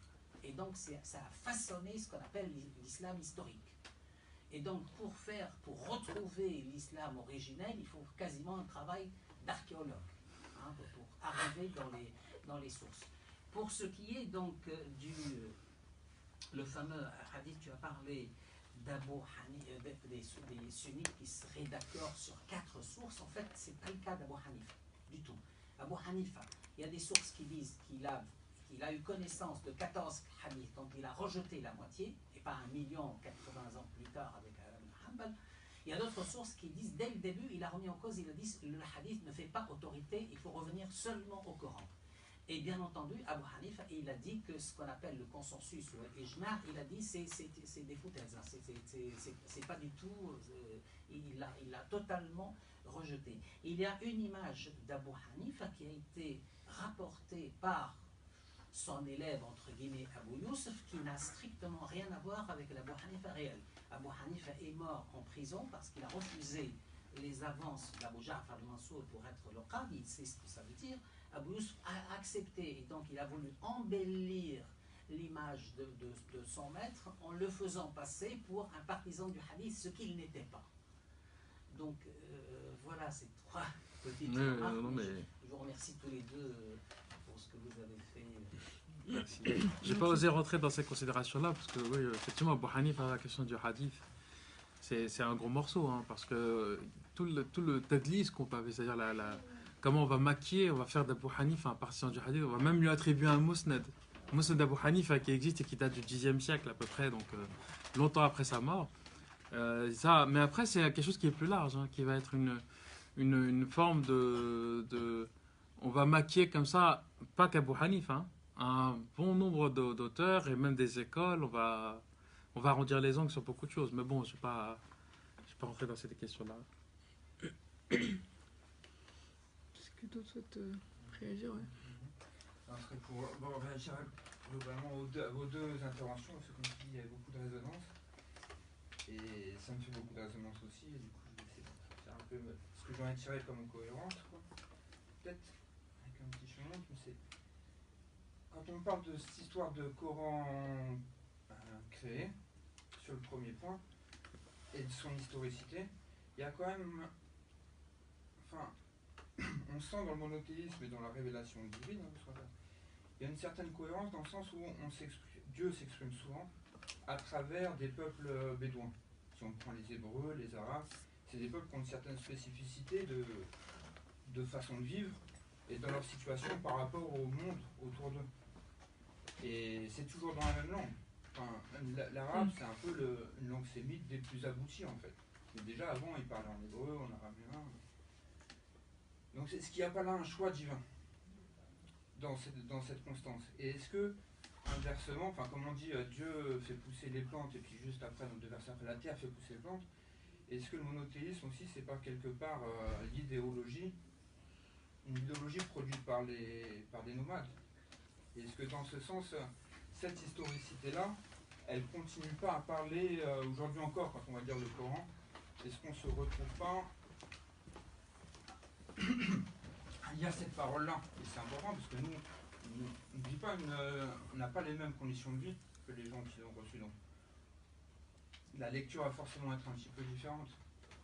Puis après, on avait beaucoup parlé aussi, on a déjà parlé l'année dernière de cette histoire de Sunna et comment l'islam s'était appliqué un peu à son époque. Mais est-ce que c'est fini? C'est-à-dire que est-ce que il faut voir l'histoire comme quelque chose de tragique dans lequel une pensée arrive, elle renouvelle un peu l'idée, comme la pensée de Muhammad ou des philosophes musulmans. Et après, elle se sclérose, elle s'épuise, elle n'arrive plus à avancer dans l'histoire. C'est-à-dire que, est-ce que l'âge d'or dans l'islam n'a pas été qu'une étape dans l'histoire de l'humanité, et après elle passe la main à la Renaissance, peut-être à la modernité, ou est-ce qu'elle est encore parlante aujourd'hui? C'est ça aussi qui... Est-ce que dans le Coran, moi je parle du Coran parce que les hadiths justement de ce que tu dis, hein, ils paraissent plus liés à cette application à une époque. Et après on a été obligé même de trouver d'autres outils, l'analogie, pour continuer à faire parler l'islam. Et est-ce que le Coran, la pensée de Muhammad, est capable aujourd'hui encore de renouveler une pensée quand on la relit? Et donc et ça c'est un peu lié à ce que tu dis sur le fait que le Coran créé, c'est nous qui le lisons, qui le faisons. Mais est-ce que cette pensée, à travers nous qui le lisons, est-ce qu'elle suscite quelque chose, une réflexion, une pratique? Pour moi, il y a une espèce de... Ce qui est intéressant, c'est qu'elle suscite une espèce de cohérence théorico-pratique chez le croyant, qui fait qu'il va se prendre en main, il va essayer d'exister un petit peu. Mais c'est aussi une lecture par rapport au monde dans lequel il vit. C'est-à-dire que quand on voit Abraham, quand on voit Moïse, c'est 2 exemples qui sont repris dans le Coran. Abraham vit dans un des grands empires de son époque, il le quitte. Parce qu'il ne peut plus être d'accord avec. Moïse, sa parole, elle rentre en conflit avec le monde dans lequel il vit, il est obligé de partir. Est-ce que nous qui vivons dans un des grands empires de notre époque, quelle lecture, une fois qu'on rentre dans cette cohérence théorico-pratique, comment on la fait vivre dans notre monde? Et donc comment ça parle de notre monde? Il y a un exemple que j'aime beaucoup, c'est les Juifs de la diaspora. Ils sont très attachés à la Torah. Et ils ont toujours un rapport très intéressant avec leur époque. Ils comprennent les cultures, différentes cultures, partout dans le monde où ils vont. Ils les comprennent souvent très très bien. Mieux que les gens qui les vivent. Parce qu'ils ont un regard un peu extérieur. Donc est-ce que l'islam ou le Coran est capable de nous donner un peu cette extériorité sur le monde dans lequel on vit? Et il y a ça. Et donc du coup, voilà, par rapport à ce que tu disais à la fin, c'est pas seulement nous qui le lisons, mais c'est aussi nous qui le faisons vivre à une époque. Et comment l'islam, c'est plus vraiment l'islam des 4 écoles qu'on voit aujourd'hui il n'y a plus de village isolé dans lequel les traditions se perpétuent. Je sais pas, le salafisme, c'est un islam moderne. Où il y a même beaucoup de choses dans l'islam qui datent en fait du 19e siècle. Même dans la pensée européenne, on a l'impression qu'elle s'arrête au 19e siècle. Et donc du coup, nous, comment on peut participer à l'islam du 21e siècle? Et qu'est-ce que ça veut dire pour nos Corans? Et sur quel groupe on peut s'appuyer? Comment on peut faire pour faire avancer de façon intelligente l'islam? La première chose que j'ai envie de te dire, c'est que comment je reçois la lecture, quand on dit que nous sommes le lieu de la création du Coran. C'est ce que tu as dit, c'est-à-dire que c'est à nous, chacun d'entre nous, individuellement, de faire vivre le texte. Faire vivre le texte, c'est-à-dire que c'est nous qui devons prendre en considération nos réalités, prendre en considération nos capacités, etc. Et c'est à nous de tirer les conclusions. Et là-dessus, je reviens aussi à la contraction et l'expansion, c'est que je pense pas qu'il y ait une réalité qui doive s'imposer à chacun d'entre nous, la même, je veux dire. Je pense que il y a, et c'est là la force du texte coranique, et c'est là où on peut parler peut-être d'un miracle coranique, en ce sens où on va, toi et moi, lire le même texte, le même verset, on va tous les deux considérer que nous sommes le lieu de la création du Coran, par exemple, eh ben on va avoir une compréhension différente. Et moi, je te dis, j'en suis persuadé, parce que j'ai l'impression que c'est un leitmotiv qu'il y a dans le Coran, je pense que les deux sont justes. C'est-à-dire que tu n'as pas une réalité qui doit s'imposer, nous avons nos réalités qui sont différentes, parce que nous avons une réalité de départ qui est différente, donc une réalité d'arrivée qui est différente. Ça ne veut pas dire qu'il y en a un qui a raison et l'autre qui a tort. Et je pense que ça, c'est... Du coup, comment on répond, c'est une question qu'elle posait Eva un peu l'année dernière, c'est comment on essaie de transformer un peu nos différentes approches particulières en une approche collective. Je pense que c'est un travail ensemble, déjà. Mais Travailler ensemble, c'est en méditant chacun de son côté et puis en partageant les fruits de la méditation et puis en étant vraiment dans une approche très concrète, très pratique, très pragmatique. C'est-à-dire que, et là je pense que c'est vraiment quelque chose que la foi comme posture morale, moi je crois que, et puis après c'est bon on fait autre chose, ça n'a pas de sens. Si c'est ça la foi, autant ne pas en avoir, ça sert à rien. Là, je suis très dans la pensée pragmatiste, en philosophie pragmatiste. C'est ce que disaient les Pierce et William James. Ils vous disaient, qu'est-ce qu'une croyance ? Une croyance est une habitude d'action. C'est-à-dire que une croyance, qu'est-ce qui établit la croyance ? C'est la pensée. C'est le travail rationnel.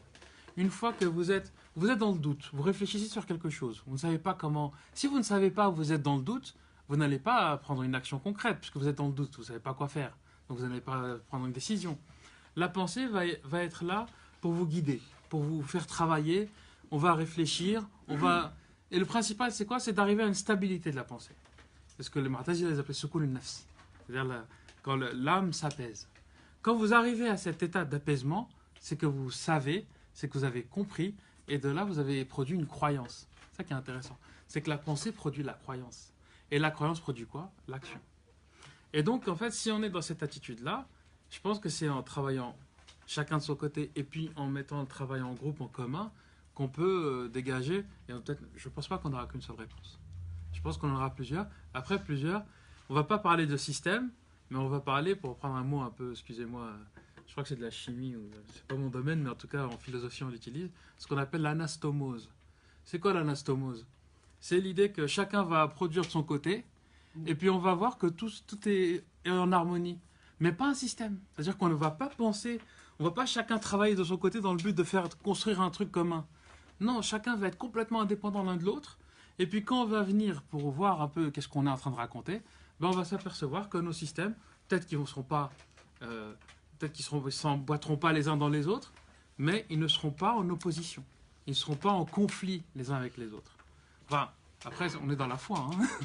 Ouais, pour terminer ça aussi, en fait, cette question de la communauté et de l'individu, c'est pour moi le cœur de nos enjeux actuels. C'est-à-dire que on a entre guillemets le système moderne qui a fait germer vraiment le sujet pensant par lui-même, autonome, critique, etc., qui a un peu atomisé du coup les identités religieuses. C'est-à-dire que s'il y a un sujet pensant, c'est que c'est des identités tout court. C'est-à-dire qu'on ne peut pas, comme ça, être tous homogènes. C'est-à-dire qu'on est obligé, si on veut s'affirmer, un peu de se désolidariser du groupe et donc de s'affirmer de ce côté-là.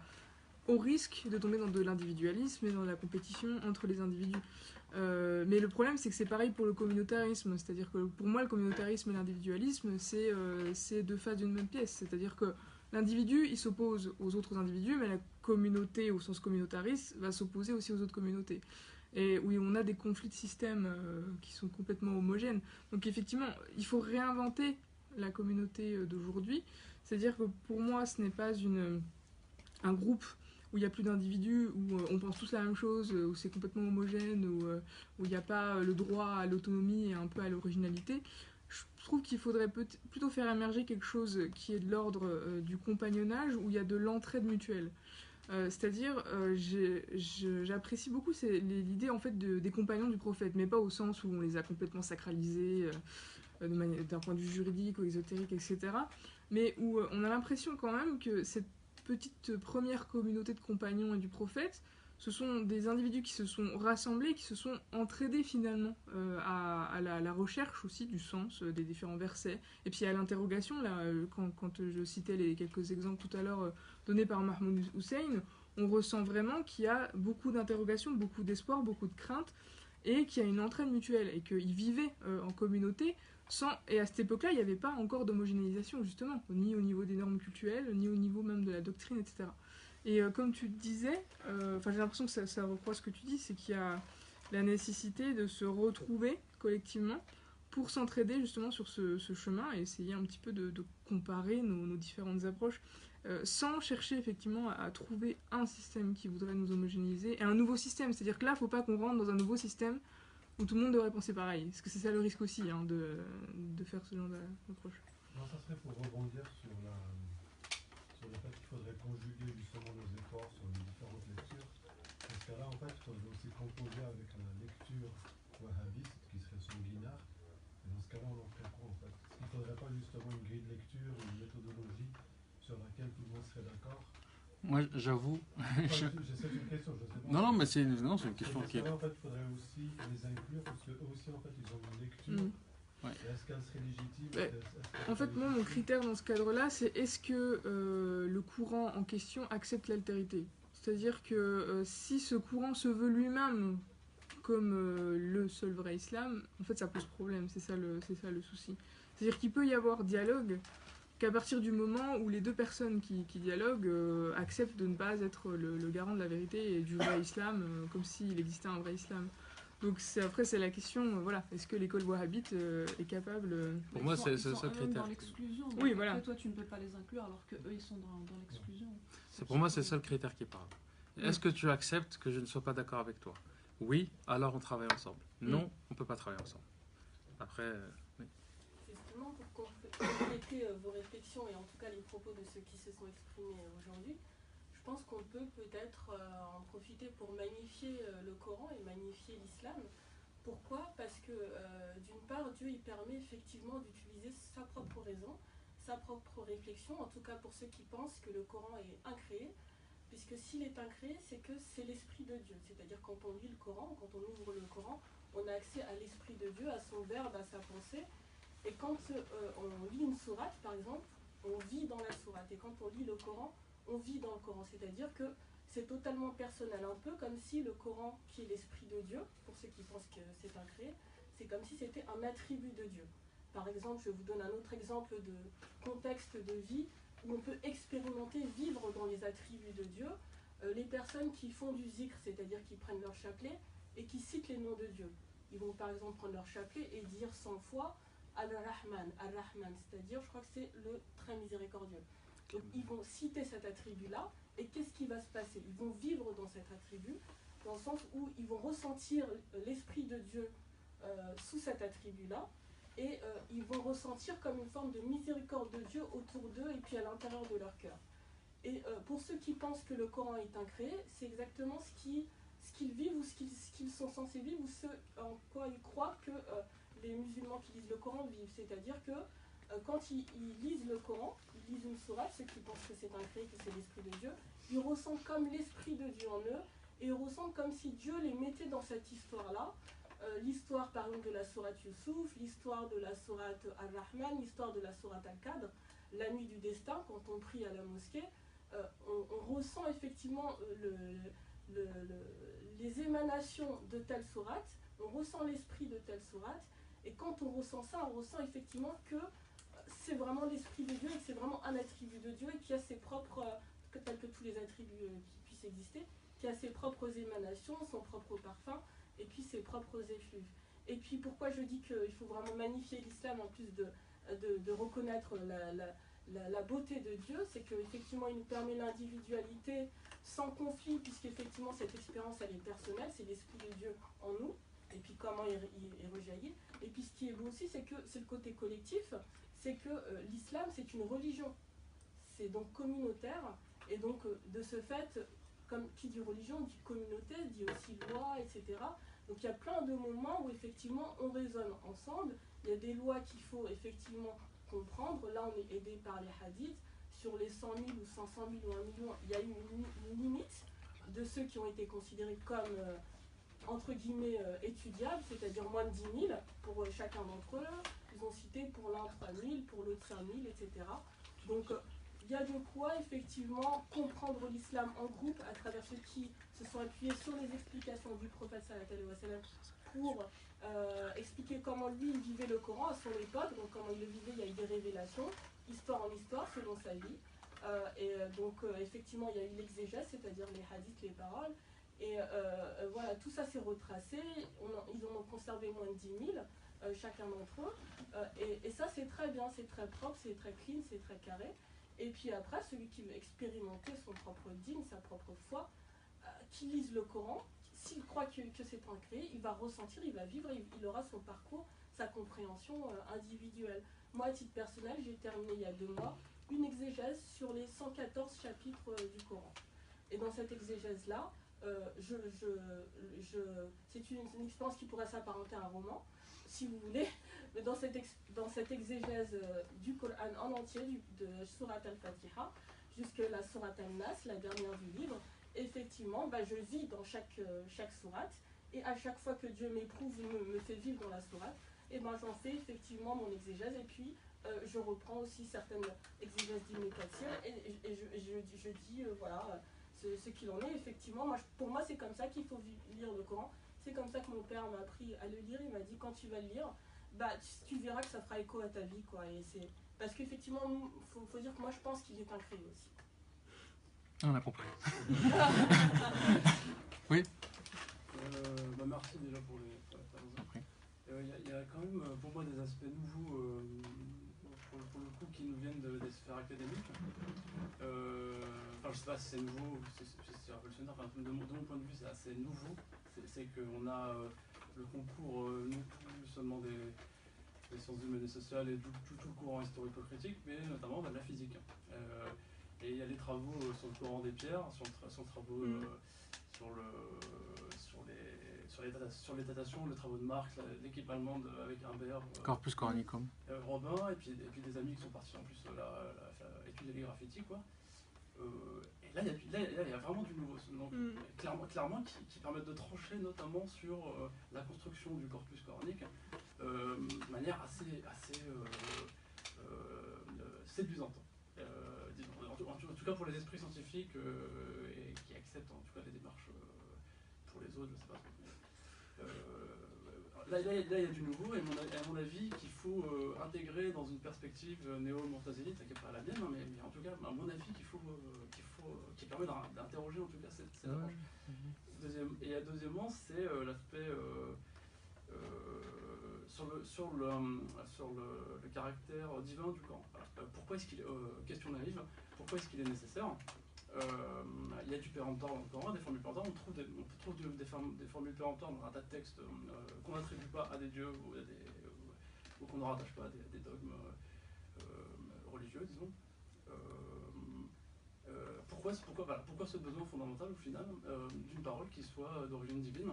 Il y a un tas de textes, notamment dans les philosophies politiques, qui produisent du péremptoire sans pour autant, et qui permettent de faire des choses. Il y a des praxis possibles à partir de ces textes, mais où il n'y a pas cet absolu divin qui pose beaucoup de problèmes pour le coup.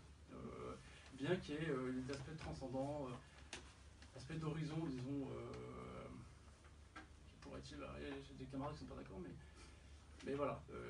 Pourquoi ce besoin de divin? Voilà. Alors après, la question c'est... Je me permets de te tutoyer. Oui. La question c'est que tu pars du principe que c'est le besoin du divin vient des hommes. La question c'est une question de foi en fait. Moi je dis, bien sûr qu'il y a des textes produits par les hommes qui ont un aspect absolu, normatif, péremptoire. Dans le Coran, par exemple, je vais aller un peu contre ce que tu dis. Moi je ne vois pas dans le texte coranique des choses qui doivent s'imposer de force absolument. La condition sine qua non de l'application des recommandations, j'appelle ça des recommandations, c'est que la personne qui va appliquer le fasse de manière volontaire et autonome. C'est-à-dire qu'on ne peut pas imposer à quelqu'un de jeûner, on ne peut pas imposer à quelqu'un de faire la prière. C'est la personne, si elle se voit, elle se place, elle se situe dans un rapport de mutawakkil, j'allais dire, de celui qui se remet à Dieu, qui a confiance en Dieu, qui croit en Dieu, lui, il verra pas la prière comme une obligation contraignante. Il verra plutôt ça, comme dit souvent Méro, comme un élément structurant, quelque chose qui va permettre de nous construire, d'aller de l'avant, de nous fixer des repères, mais pas comme des éléments. Mais c'est vrai que historiquement, effectivement, on a construit à partir du Coran, on a utilisé le Coran, mais pas réellement le Coran au final, plutôt les textes, les sources secondaires, comme des véritables sources, des règles normatives, comme des obligations absolues, comme des textes légaux. Dura lex et lex. La loi est dure, mais c'est la loi. On s'est appuyé dessus. Moi, après, la question, c'est, tu interprètes ça comme pourquoi le besoin du divin? Moi, je dirais simplement, c'est pas un besoin du divin, c'est le divin. Moi, dans ma perspective à moi, je crois que Dieu nous a marqué, nous a donné des bienfaits. Parmi les bienfaits, la raison et la révélation pour nous dire il y a une vérité qui est ultime, il y a des vérités là, et là, là, puis il y a une vérité ultime qui est Dieu. Après, c'est une question de foi et de croyance. Tu peux adhérer à ça et tu peux ne pas y adhérer. La question, c'est, voilà, moi, je ne vois pas comme un besoin des hommes d'avoir Dieu.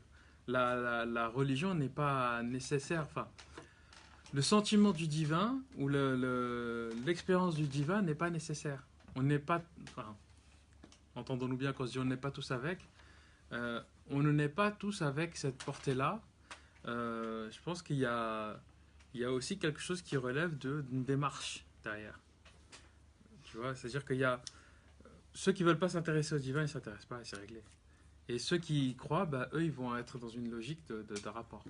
En fait, par rapport à ce qui est dit, ce qui est important à remarquer, c'est qu'il y a deux registres de vérité. C'est-à-dire que vous avez d'un côté, tu as parlé des recherches de Humbert, etc., sur le Coran des Pierres,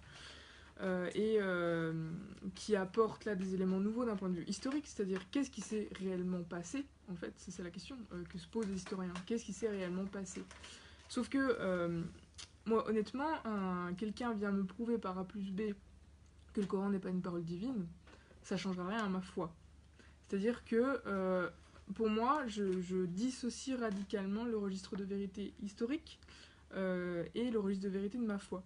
C'est-à-dire que, et justement, ce qui me permet en fait de montrer que je veux pas que dans la foi, justement, il y ait des éléments qui se prétendent être des vérités historiques. C'est-à-dire qu'on a souvent dit que, je dirais que le paradigme traditionnel, c'est de dire que tout ce qu'on a dans la tradition actuellement aurait été la vérité, alors que les historiens ont montré que non, il y a eu toute une longue période un petit peu de flou au niveau dogmatique, au niveau rituel, etc. Et que c'est qu'ensuite, au niveau des califats, où il y a eu une construction politique de l'islam qui est celle qui est la plus dominante actuellement, et qu'il faudrait un petit peu faire le ménage là-dedans. Mais ça, c'est encore une fois une démarche d'historien qui va me permettre d'effacer ce qu'il y a de surplus en fait dans ma foi, mais pour garder en fait au final la foi qui est toujours là. Mais ça, encore une fois, comme Fakir l'a dit, c'est celui qui croit, croit, celui qui ne veut pas croire ne croit pas. C'est-à-dire que là, c'est une décision personnelle qui est d'adhérer à une lignée mémorielle, à un ensemble de traditions immémorielles presque, c'est-à-dire cette idée de penser au jugement dernier, d'essayer de concevoir Dieu, de concevoir les anges, de concevoir des concepts comme ça métaphysiques. C'est un choix, c'est-à-dire que là, pour le coup, la vérité historique, pour moi, ne va pas éradiquer en fait cette possibilité.